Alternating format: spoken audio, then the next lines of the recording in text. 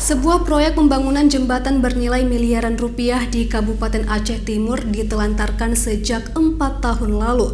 Akibatnya warga terpaksa membuat jembatan darurat untuk melintas dan mengangkut hasil pertanian.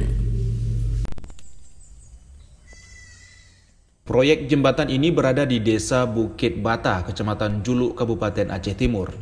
Anggaran pembangunan mencapai 2,31 miliar rupiah lebih yang dikelola oleh Dinas Pekerjaan Umum dan Penataan Ruang Aceh. Proyek ini dikerjakan September 2018 lalu oleh CV Watenah. Anggarannya bersumber dari dana Otsus Kabupaten Kota yang anggarannya dalam APBD Aceh. Namun hingga kini proyek belum selesai dikerjakan. Proyek ini malah ditelantarkan tanpa alasan setelah pengerjaan tiang pondasi.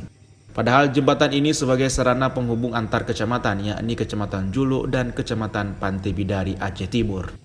Untuk melintas dan mengangkut hasil perkebunan dan pertanian, warga terpaksa membangun jembatan darurat dari kayu.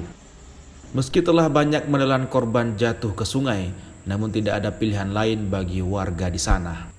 M. Jafar, warga desa Blanglum, mengatakan beberapa waktu lalu korban terakhir dari jembatan darurat ini seorang siswa sekolah menengah pertama. Korban jatuh bersama sepeda motornya saat melintasi jembatan pergi ke sekolah. Menurut M. Jafar, di saat musim hujan atau kondisi banjir, jembatan darurat ini tidak bisa dilintasi karena tenggelam.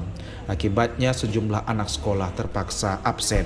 Jembatan di batas antar kecamatan, Jembatan Pantai Bidari dengan Juluk, Jembatan Juluk. Ya, aksennya sering dilewati anak-anak sekolah, akses masyarakat, hasil pertanian. Kalau jembatan ini memang sudah lama, Pak. Sedangkan korban sering terjadi.